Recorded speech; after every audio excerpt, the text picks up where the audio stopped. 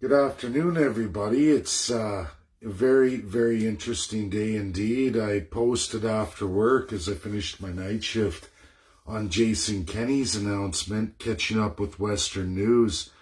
And I go through the whole colonial section all the way to Premier, who announced yesterday in threat that he would go through that Crown process back to absolutely Prime Minister.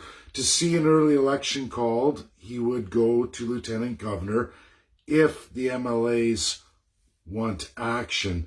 And there's 16 of them, all rural. Of course, it's always rural. Rural divide. We have Calgary divided, Jason Kenney's corner. You have Edmonton and Rachel Notley's corner. So what could be done here? And I went through that. Realistically, if Jason Kenney calls an election, he sets a date, any group of Albertans can get together, form a party without doing the big signature drive, or those 16 MLAs could come together, pick any party they want and run that as their banner, or even create a new one. It only takes 3, but I would think the 16 would get together. However, here's the issue. Should an election be called, what Jason Kenney is banking on is his absolute power, absolutely, as leader of a political party, goes beyond Premier. He can actually, as leader, sign on all kinds of new candidates under the UCP umbrella to campaign against any of those elected MLAs. Now, the question is, do they have enough support of their community? Or is the support for UCP? And Jason Kenney's making the threat that I will steal all of your constituency associations, parachute in anyone I want without having to go through UCP's constitution because it's not legally binding in Elections Alberta.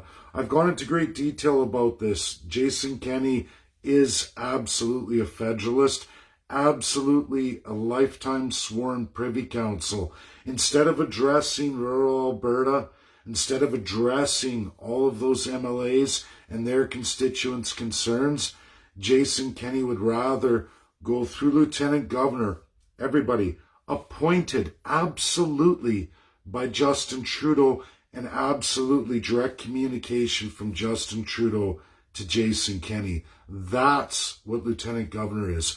Don't be fooled by terms and definitions presented in Canadian jargon. Look at what's actually law and actually what's constitutional in our constitutional monarchy. Canadian citizens and in regions, provinces, each one of you only have 3 guaranteed rights that you can do. One is to vote every 4 years. One is to form a provincial party, and another is to form a federal party. I've gone on to do the federal as absolutely you could mandate every province and every territory with colonial power alone embedded in our constitution.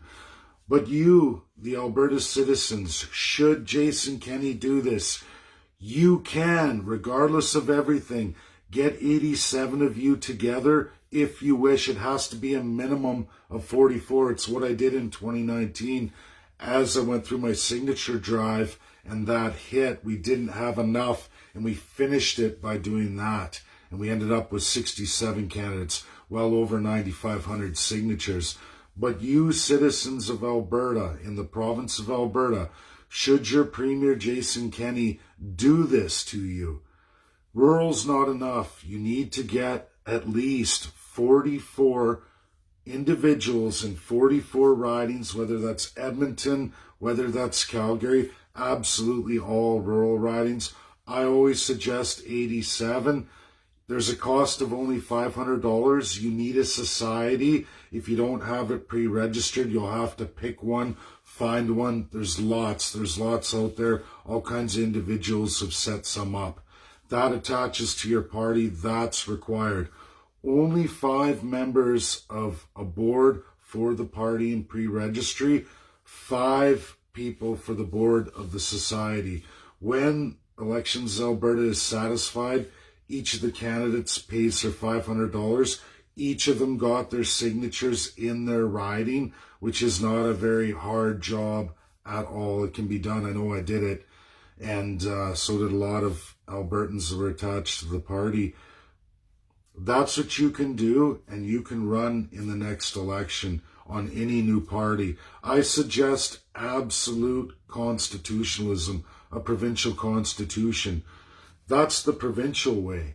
That's the provincial way. Get a majority, and then as premier in a majority, you can mandate a constitution in Canada. The better way, the way I'm going, is to go federally to mandate every province, every territory. If you get the prime ministership, you automatically get all crown power, which means you can dismiss and appoint governor general. You can dismiss and appoint all lieutenant governors of every province, every territory.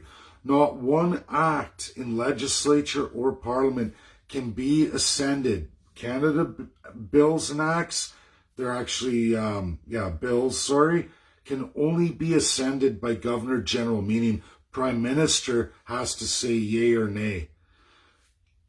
In the legislatures, no matter what, whatever democratic process they use to send bills, only the Lieutenant Governor can stamp it off, which means only Prime Minister can decide if that bill's going to go. So if you get federal status under the Canadian Constitutionalist Party, all rules are out the door. The courts are subject absolutely to Governor General when it's the Supreme Court, and for all lieutenant governors is the superior courts. We have what's called King's Court in Canada. A Prime Minister can mandate Governor General to force anything on any Supreme Court justices. That's fact. So can the Prime Minister with all lieutenant governors for Superior Court. That means, regardless of everything else, colonial crown power can be absolutely utilized to force constitutional redesign federally and all dismemberment of the crown, as well as force every province and territory to design regional constitutions in their division of powers. Imagine the better world all Canadians would have. You would no longer have issues with your rights and freedoms going like this year after year or government after government. You can put in rules that say what the politicians can do. This is the best way to change Canada. People say it's impossible. It's not. We just don't have any politicians ever in any of these parties that ever wish to give the power to the people. Once they get elected, they say, you know what? I don't have to be honest. There's no rules that say I have to do anything for anybody except for me and my agenda and all of my special interests. There's no rules. Not in Canada. Never has been. We had morality. We had morality, religious morality of actual people. That's long gone, folks. It's been long gone for a while. If you haven't realized it, many provinces are. And it doesn't matter. Conservative, liberal, NDP, it doesn't matter. You have this one shot. If he does it, I don't even know if he will. Like I said, Prince Philip's passed away here this morning. Queen Elizabeth's widowed. What's going to happen when the Queen's gone? How is the crown going to go then? Is there going to be a big shining spotlight on whoever the Prime Minister is of Canada? If there is no more monarch post Queen Elizabeth, then what? Then it's going to be now what? And Canada is in a lot of trouble. It's coming. It's coming sooner than people think. Nothing lasts forever. Corruption can be addressed. It's getting addressed, and we can do it as a people. This is an opportunity provincially if Jason Kenney goes for it. Now, I kind of think he will. I think if that number 16 goes up 18, 20, he's going to do it. That way, he doesn't have to be bound to the UCP membership. He can usurp it with, again, the crown power. And you can look in all the publications. I will go to Lieutenant Governor. That's exactly what Jason Kenney said, which is the same thing as saying, I will go to Justin Trudeau. How can you be a conservative premier and say you're going to go to the liberal federal prime minister you supposedly hate, but you're going to do that instead of facing the piper of the people who are very, very angry with you? And you turn around and say, you know what? To hell with you. I'm going the other way. I'm going full colonial. He's well schooled. He's a Privy Council lifetime member. I suggest Albertans, you look at all the parties and make sure that none of those leaders are registered Privy Council members. They know full well the power of the crown. If they were ever in a cabinet and they swore that lifetime oath, they will betray you 100% of the time, every time. That's my video today. Take it as it is, share it out, get it out. It's all up to you, the people.